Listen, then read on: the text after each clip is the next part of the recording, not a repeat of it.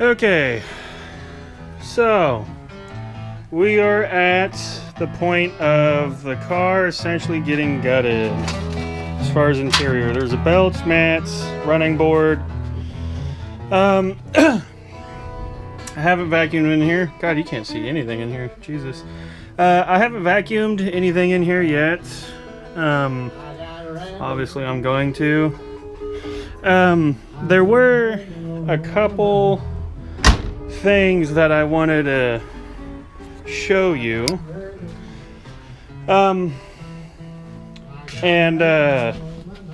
Yeah, well, I'll just show you.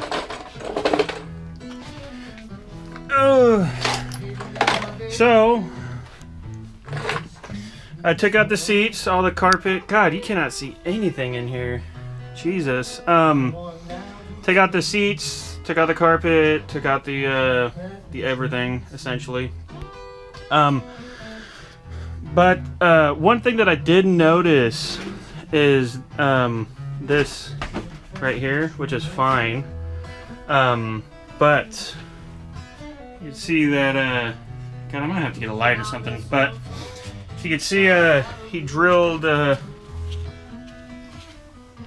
God, you can't see anything, but he drilled through a couple spots, and they go through the floor. Obviously, I'm assuming for seat brackets or seat belts or something. At one point in time, I don't know who did this, but I take it that it was either two separate times, or whoever did it just didn't realize that they drilled a hole through the first one and then moved on to the second one, or whatever. But just yeah, when you're putting in seat brackets and everything like that, just be careful. Also, this is a quarter-mile car. It's hopefully going to go somewhere in the 8s, hoping. Otherwise, this is all going to be a waste of time. But nonetheless, quarter-mile car. This right here is the power that comes from the battery in the back to the alternator in the front. Kind of one of the reasons that you can tell if it's power, even though it's black, is it's a fat wire coming from the battery. And on a drag race car, you usually don't need, you know, dedicated grounds. You can usually just ground it out on chassis, whatever. The battery has it in the back. But anyways, enough rambling. So you can see that this is a bit squished. You don't see any copper, but it's really, really flat. Camera's not picking that up pretty good, but yeah, it's really flat. So whenever you're putting in, just, you know, whenever you're doing this, seats, anything to do with the floor of your car, just double check, make sure that there's nothing in between the carpet and the flooring. A lot of newer cars, well, pretty much every new car, they all run them right here. For what reasons, I don't know, but one of them is probably the fact that when people go customizing cars or whatever, it's not running in the middle of the floor, it's on the edge. Yeah, that's what I would assume. Anyways, so whenever you're doing this, just remember, when you're putting in seats, take a look at what's underneath the car and in between the carpet and the flooring. Yeah, other than that, it's not too bad. We are going to reuse, I probably am going to reuse this. It's kind of ugly, but it'll be hidden, and it's not so brittle to where it like cracks or anything. It actually, you know, has flexibility, I guess you could say, still in it. And it's already a path to the front of the car. Right here is where the seatbelt was, or the, yeah, it's for the seatbelts. That's not a big deal. I mean, this could be wherever. It don't really matter. So yeah, next step. You're still not opening that brand new package of pretty wires. Believe it or not, there are more steps to come.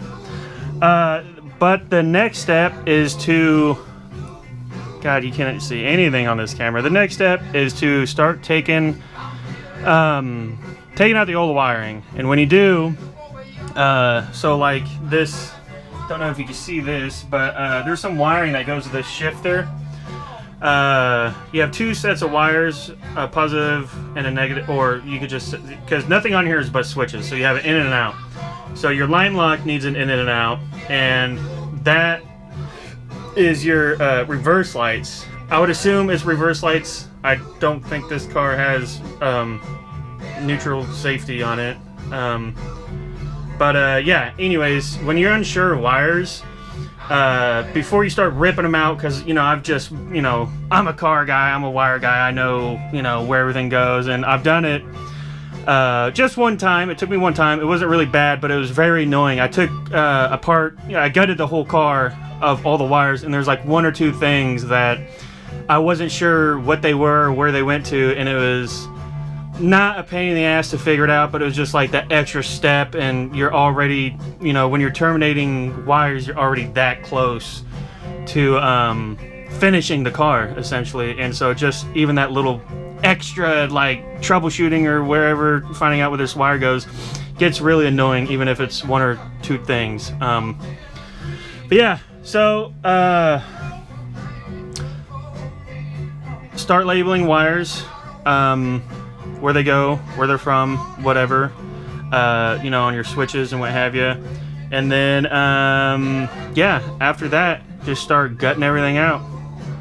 So it's not too bad. I'm not going to look under the dash, mainly because it's an embarrassment to the family, but we're mechanics, not electricians, so, or at least one of us is and nobody else is. Anyways, the dash is all red wiring. Just imagine throwing up a handful of fishing line and then watching it tumble in the wind is what it looks like, but with red wire.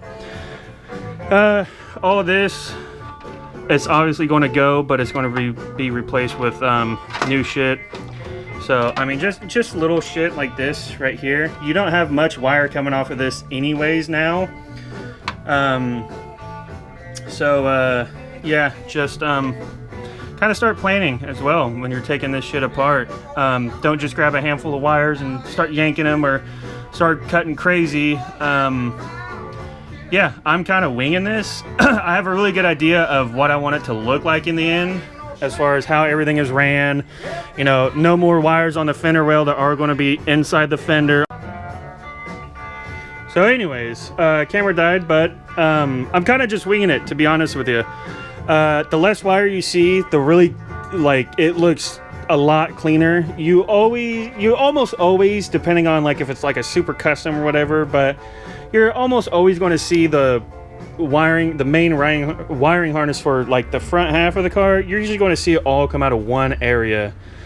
And that's kind of hard to avoid, but I think that's kind of going to be the case here as well.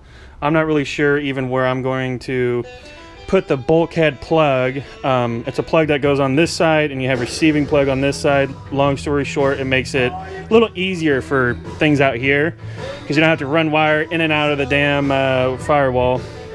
So yeah, I'm just going to kind of think about that when I'm actually taking the wires out. You know, you have line lock there, you've got a fender solenoid there, you've got all this stuff here. You have this for electric dumps, this one right here, this one wire that comes out randomly. So yeah, just whenever you're taking things apart, you know, disconnecting stuff, cutting wire or whatever, just kind of think about where stuff is that you're going to have to bring back. So like that pump isn't going anywhere. The line lock isn't going anywhere. You know, the fender solenoid, that's probably going to go somewhere else. Where, I don't know. That's another thing to think about when you know, you're kind of going through it. It would probably be a little bit easier if I did plan this, which I probably will write something on a piece of paper and then have that little list quickly turn into a very big list. That's kind of the part of planning. But yeah, anyways, so it's about 3 o'clock, I think, 3:30. So I will vacuum the inside, take out that battery, and I think I'm just going to start from the back and work myself forward. Yeah, because I have a lot of wires in the back just for headlight, or not headlights, but tail lights, turn signals, reverse lights. All those have different wires that come from the back and come up forward to the driver's area. So yeah, anyways, let's get back to work.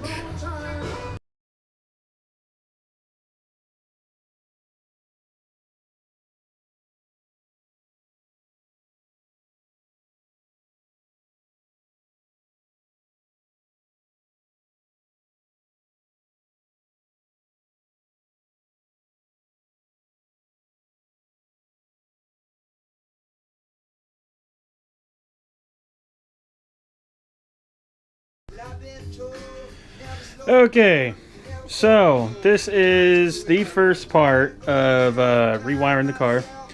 I started in the back, like I said. I wanted to go in the front, but I knew that the back was going to be a little bit easier, and I could kind of kill two birds with one stone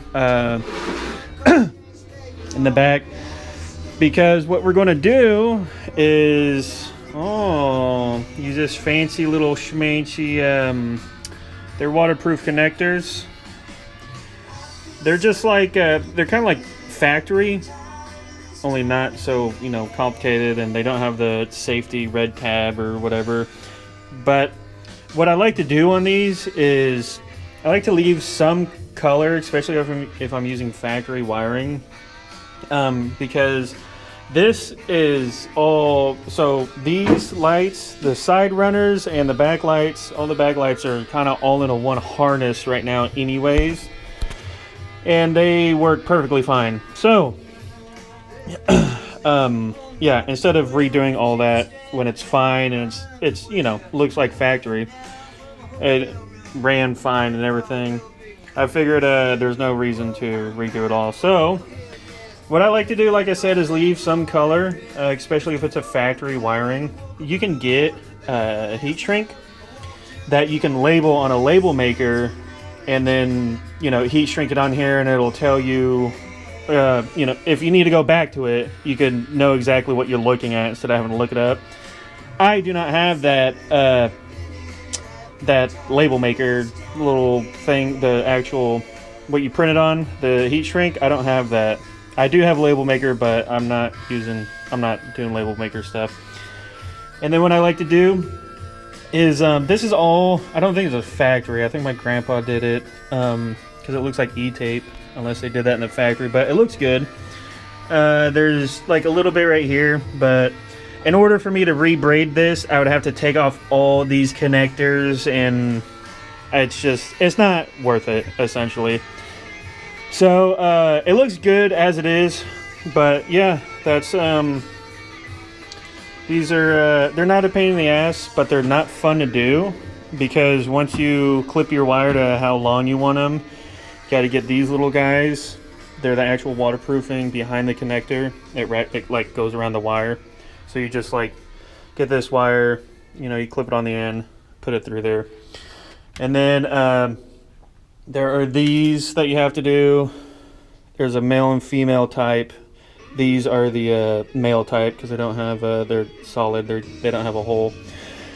And it's not bad.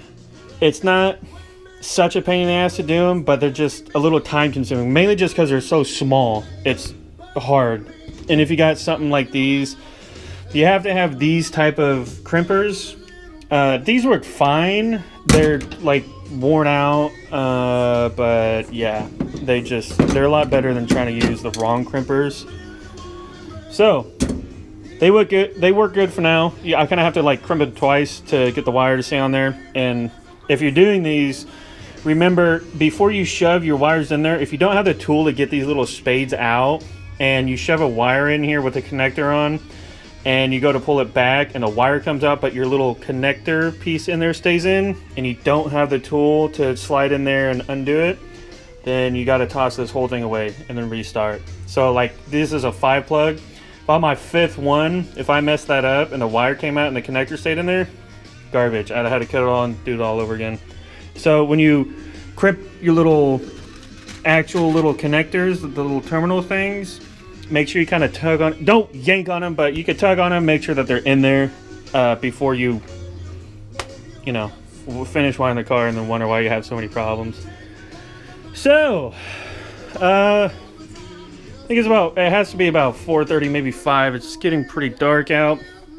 And, yeah, the trunk looks like a mess, but I got the trunk done in a day. Other than, thought I was going to do something in here. Can't remember. Whatever, it'll come back to, oh, I got to redo this.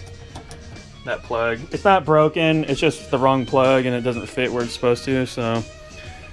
But yeah, it is going to slowly but surely come together.